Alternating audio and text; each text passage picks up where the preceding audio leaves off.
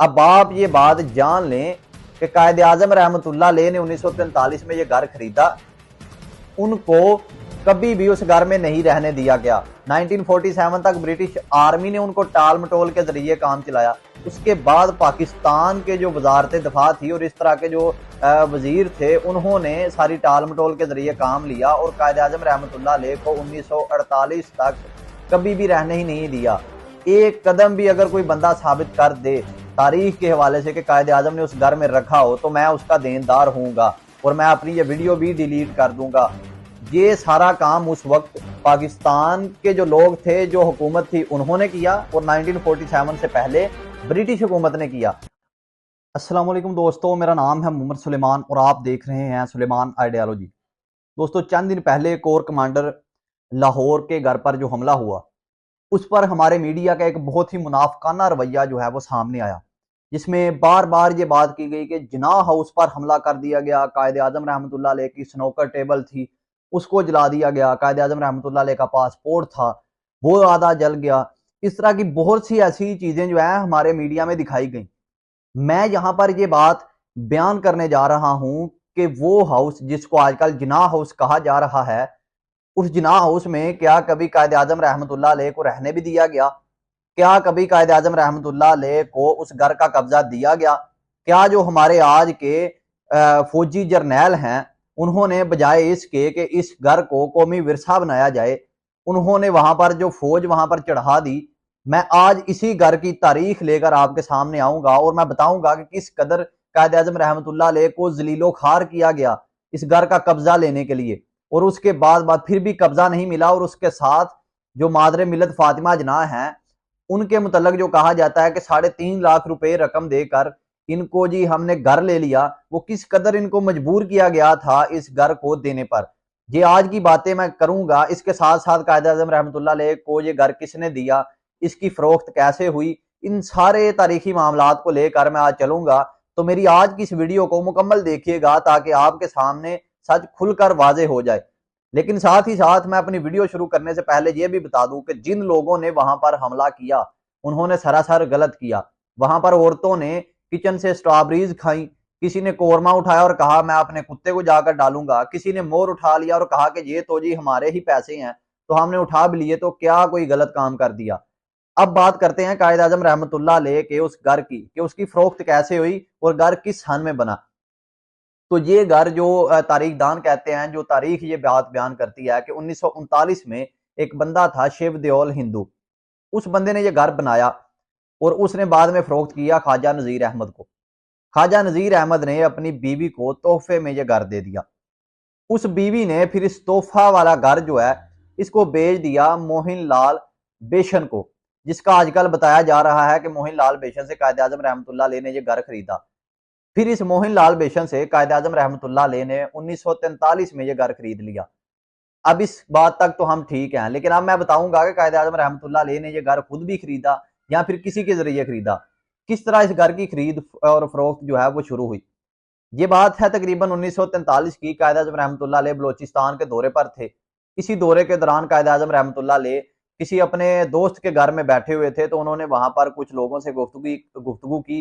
उन्होंने कहा कि यार मैं अक्सर बैरून जो मेरे दूसरे इलाके होते हैं पाकिस्तान के या बरे सगीर के, वहां पर जाता रहता हूँ, तो वहां पर मुझे कई कई दिन गुजारना पड़ जाते हैं। तो ऐसे में मैं किसी के घर कब तक रहूंगा, किसी के घर का माहौल ना अच्छा हो। इसी वजह से मैंने मुंबई में भी अपना एक जना हाउस लिया है, उसके साथ साथ कराची में भी मेरा जना हाउस है। और अब मैं चाहता हूं कि पंजाब में जाने के लिए मेरे पास कहीं लाहौर में अगर जगह बन जाए तो क्या ही बात है। चंद दिन बाद उन्हें पता लगा कि एक जगह पर लाहौर में कैंट एरिया में एक मकान बराए फरोख्त है। तो उन्होंने जनाब मोहम्मद काजी ईसा थे, काजी मोहम्मद ईसा, उनको उन्होंने एक ब्लैंक चेक दिया और उनसे कहा कि मेरे पास तो इस वक्त नहीं है, तो आप जाएं और वहां पर अगर आपको घर पसंद आए तो आप इस चेक पर वो रकम लिखकर उनको दे दें और घर खरीद लें। इस तरह से ये घर खरीदा गया। जब ये घर खरीद लिया गया तो अब बात थी कि कब्जा कब लिया जाए। कायद आजम रहमतुल्लाह अलैह जो कि उस वक्त अपनी सियासी सरगर्मियों में भी मसरूफ रहते थे, जब घर के कब्जा की बात आई तो ब्रिटिश आर्मी ने भी वहां पर डोल जो है वो खाना शुरू कर दी। ब्रिटिश हुकूमत ने ये घर कभी कायद आजम को कब्जा इसमें कायद आजम का होने ही नहीं दिया। ये बात साफ साफ मैं बयान कर रहा हूं। ब्रिटिश आर्मी और ब्रिटिश हुकूमत, ब्रिटिश आर्मी की जो बात की जाती है कि उनके कब्जे में था, उनका कब्जा सिर्फ और सिर्फ 1 साल रहा या इससे भी कम, चंद माह तक रहा था। इससे ज्यादा ब्रिटिश आर्मी का कब्जा नहीं रहा था। इससे पहले ब्रिटिश हुकूमत जो है वो कायदे आजम को टाल मटोल के जरिए काम चला रही थी। हालांकि उस वक्त का एक चोटी का वकील अपना घर का कब्जा नहीं ले चुका था। हालांकि जितने भी टैक्स वगैरह आते थे, टैक्स पे करने की बात आती तो वो सारे कायदे आजम रहमतुल्लाह अलैह के पते पर पहुंच जाते कि जी आप इस घर के मालिक हैं, आप ये टैक्स पे करें। लेकिन जैसे ही बात आती इस घर के कब्जे की तो कायदे आजम रहमतुल्लाह अलैह को ये कब्जा नहीं दिया जाता था। ब्रिटिश आर्मी ने फिर जब 1947 की पार्टीशन के वक्त एक खत बात अपनाई और उन्होंने कहा कि जी हमें हमारा जो कैंट एरिया है उसमें मैस नहीं। अब देखें कि इतना बड़ा कैंट एरिया हो और उसमें कहीं भी मैस ना हो, तो उन्होंने कहा कि जी आपका जो घर है वो ये कैंट एरिया में आ रहा है, इसी वजह से हम इस घर में मैस बना रहे हैं। इस पर कायदे आजम रहमतुल्लाह अलैह ने एक बहुत ही दलाइल के साथ उस खत का जवाब दिया और उन्होंने कहा कि ऐसा नहीं हो सकता, ये मेरा घर मेरी मलकियत है, आप किसी और जगह पर मैस बना लें, कैंट एरिया पूरा कैंट एरिया खाली पड़ा हुआ है। इस पर उन्होंने कोई खातर खा जवाब ना दिया और उस घर पर कब्जा कर लिया। ब्रिटिश आर्मी ने ये सब कुछ किया। उसके बाद बात कर लेते हैं 1947 की पार्टीशन के बाद की। 1947 की जब पार्टीशन हुई तो ब्रिटिश आर्मी ने कहा कि अब हम ये घर कायदे आजम रहमतुल्लाह अलैह को दे देंगे। लेकिन क्योंकि कायदे आजम रहमतुल्लाह अलैह एक बहुत बड़े ओहदेदार हैं तो उनके लिए इस घर की तजीनो आराइश करना भी जरूरी है, इसलिए हमें 31 सितंबर का जो वक्त है वो दे दिया जाए। 31 सितंबर 1947 तक कायदे आजम रहमतुल्लाह अलैह को वक्त दे दिया गया कि हम बिजली का काम करवाएंगे, हम यहाँ पर कोई और काम करवाएंगे, फलां काम करवाएंगे। ये सारा साल तकरीबन 1948 तक कायदे आजम की वफात तक ये काम होते रहे और कायदे आजम को कब्जा ना मिलता रहा। 1948 में कायदे आजम रहमतुल्लाह अलैह की वफात हो चुकी थी। उसके बाद सैयद मुरातब अली शाह को यह हाउस दिया गया। अब आप ये बात जान लें कि कायदे आजम रहमतुल्लाह अलैह ने 1943 में ये घर खरीदा, उनको कभी भी उस घर में नहीं रहने दिया गया। 1947 तक ब्रिटिश आर्मी ने उनको टाल मटोल के जरिए काम चलाया। उसके बाद पाकिस्तान के जो वजारत दफा थी और इस तरह के जो वजीर थे उन्होंने सारी टाल मटोल के जरिए काम लिया और कायदे आजम रहमतुल्लाह अलैह को 1948 तक कभी भी रहने ही नहीं दिया। एक कदम भी अगर कोई बंदा साबित कर दे तारीख के हवाले से कि कायदे आजम ने उस घर में रखा हो तो मैं उसका देनदार हूंगा और मैं अपनी ये वीडियो भी डिलीट कर दूंगा। ये सारा काम उस वक्त पाकिस्तान के जो लोग थे, जो हुकूमत थी, उन्होंने किया और 1947 से पहले ब्रिटिश हुकूमत ने किया। उसके बाद जब सैयद मुरातब अली शाह को हाउस दिया गया और मैं ये समझता हूं कि कायदे आजम के बाद सबसे ज्यादा हक मिस फातिमा जिना का था, लेकिन किसको दिया गया? सैयद मुरातब अली शाह को।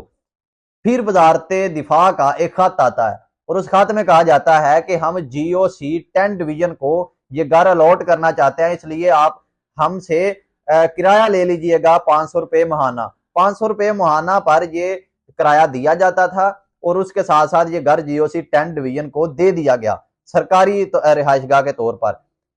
मिस फातिमा जिना ने कायदे आजम रहमतुल्लाह अलैह की वफात के बाद तन मन धन की कुर्बानी तक दे दी कि मुझे किसी ना किसी तरीके से अपने भाई का जो ये घर है वो मिल जाए, लेकिन नहीं दिया गया। किसने नहीं दिया? उसी वजारत दफा ने नहीं दिया। क्यों नहीं दिया? क्योंकि उसमें जो रहने वाले थे वो कुछ ताकतवर लोग थे जो आज भी ताकतवर ही हैं, जिन्होंने आज भी ये प्रोपेगेंडा किया कि ये जो जना हाउस था इस पर लोगों ने हमला किया, ना कि कोर कमांडर लाहौर पर। मैं ये कहता हूं कि उस घर को आप जना हाउस क्यों कह रहे हैं जो आपने कभी कायदे आजम रहमतुल्लाह अलैह को दिया ही नहीं?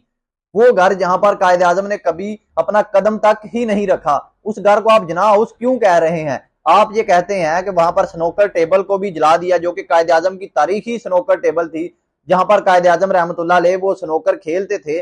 उस घर में तो कभी कायदे आजम रहमतुल्लाह अलैह ने अपना कदम तक नहीं रखा, तो आप ये कैसे कह सकते हैं कि वहां पर जो टेबल पड़ा हुआ था वहां वो कायदे आजम रहमतुल्लाह अलैह के जेरे इस्तेमाल था?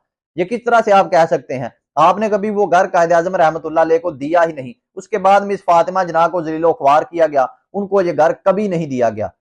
ये बात आप जान लें कि मिस फातिमा जिना को भी ये घर नहीं दिया गया। उसके बाद उनको इस कदर मजबूर किया गया कि उनको बिठाया गया टेबल्स पर और उसके साथ साथ उनसे मुज़ाकरात किए गए। उसके बाद मुआहदा किया गया कि आप ये घर हमें 3.5 लाख रुपए में बेच दें, जिस पर उन्होंने आमादगी का इजहार किया। 3.5 लाख में ये जब घर बेच दिया गया तो ये चेक दिया गया मिस फातिमा जिन्ना को। इस पर मिस फातिमा जिन्ना ने साफ साफ कह दिया कि आप ये कायदे आजम ट्रस्ट को दे दें, मुझे इसकी किसी किस्म की कोई जरूरत नहीं। ये उस वक्त मिस फातिमा जिन्ना ने बात गुस्से में कही थी कि मुझे इस कदर जलीलो खार किया गया कि मुझे मेरे भाई का घर नहीं दिया गया। उसके बाद से लेकर आज तक ये पाकिस्तान क्या बजाय इसके कि म्यूजियम बनाया होता या फिर सकाफती विरसा बनाया होता या फिर इसको अवाम के लिए खोला गया होता, हमारे जो नौजवान लोग हैं, हमारे जो बड़े हैं या फिर हमारे आने वाली जो नस्लें हैं वो देखती कि हमारे जो कायद थे, हमारे जो बाप थे, बानिए पाकिस्तान कायद आजम मोहम्मद अली जिन्ना रहमतुल्लाह अलैह का जो ये घर था ये किस कदर कदीमी था। बजाय इसके कि लोगों को अपनी सकाफत से, रस्म और रिवाज से, तारीख से रोशनास कराया जाता, इन लोगों ने क्या किया कि वहां पर फौज मुसल्लत कर दी। क्या वहां पर कोई दहशतगर्द का हमला होने वाला था जिसके लिए आपने वहां पर कोर कमांडर लाहौर को दे दी वो घर, या फिर आपने वहां पर फौजें डाल दी कि आप किसी ना किसी तरीके से यहां पर रहें। जहां पर बंजर जमीन देखते हैं आप वहां पर काश्तकारी करने के लिए भी आ जाते हैं, डीएचए बना देते हैं। ये कौन सा कानून है? किस कानून के तहत कायदे आजम के इस कदीमी विरसे को आपने लाहौर का कोर कमांडर हाउस बना दिया गया? और अगर आपने बना ही दिया तो जब लोगों ने इस पर हमला किया तो आपने अपने सियासी मकासद को, आपने अपनी सियासी इज्जत को बचाने के लिए दोबारा से वही 75 साल पुराना जो कायदे आजम का जिन्ना हाउस था उसका नाम इस्तेमाल करना शुरू कर दिया कि ये जिन्ना हाउस पर हमला है, लाहौर के कोर कमांडर हाउस पर हमला नहीं। ये कौन सा कानून है? अब मैं यहां पर एक पाकिस्तान की दोगली पॉलिसी भी बता दूं जो कि हिंदुस्तान आज पीट रहा है। जब उन्होंने देखा कि जिन्ना हाउस लाहौर पर तो फौजियों का कब्जा है, उस पर उन्होंने कहा कि पाकिस्तान का एक सफारती मिशन, आप गूगल पर हिंदुस्तान टाइम्स के जो आर्टिकल्स हैं वो पढ़ें, हिस्ट्री ऑफ जिन्ना हाउस लिखें तो आपको वहां पर वो आर्टिकल मिल जाएगा जिसमें उन्होंने कहा कि पाकिस्तान ने अपना सफारती मिशन जो है वो यही बना लिया था, सफारती मुतालबा बना लिया था कि जो बंबई का जिन्ना हाउस है उसको पाकिस्तान के हवाले किया जाए। और आज ये लोग क्या कर रहे हैं कि जो पाकिस्तान में जिन्ना हाउस है उसको इन्होंने फौजियों के हवाले कर दिया है। इस तरह से वो लोग आजकल हमारा मजाक उड़ा रहे हैं। आपको चाहिए कि आप उसकी दोबारा से तामीर करवा कर उसको कदीमी विरसा बनाएं, म्यूजियम बनाएं। हालांकि इंडिया ने अपना एक बाकायदा तौर पर पाकिस्तान के बार बार मुतालबे पर उस घर को पाकिस्तान के हवाले नहीं किया, लेकिन उन्होंने वहां पर सार्क म्यूजियम बनाने का ऐलान कर दिया और उन्होंने कहा कि वो चंद साल के अंदर अंदर मुकम्मल हो जाएगा। कम अज कम इंडिया को इस बात की शर्म आ गई कि ये जो घर है इसको वाकई में किसी ना किसी अवाम के लिए खोल देना चाहिए। हालांकि वो दुश्मन मुल्क है, उसमें कायदे आजम रहमतुल्लाह अलैह की किसी किस्म की कोई इज्जत नहीं, लेकिन पाकिस्तान जो कि एक दोस्त मुल्क है उसका बानी कायदे आजम रहमतुल्लाह अलैह है, उसको आपने, उसके घर को आपने कब्जे में रखा हुआ है और आप कह रहे हैं कि 3.5 लाख रुपए में खरीदा हुआ था। तो कम अज कम आप ही शर्म कर लेते कि ये एक कदीमी विरसा है, इसको लोगों के लिए खोल देना चाहिए, आपने नहीं खोला। ये सारी बातें मैंने आज तारीखी हवाला जात से की हैं। उम्मीद करता हूं आपको आज की ये वीडियो अच्छी लगी होगी। इंशाल्लाह मिलते हैं नेक्स्ट वीडियो में, तब तक के लिए अल्लाह हाफिज।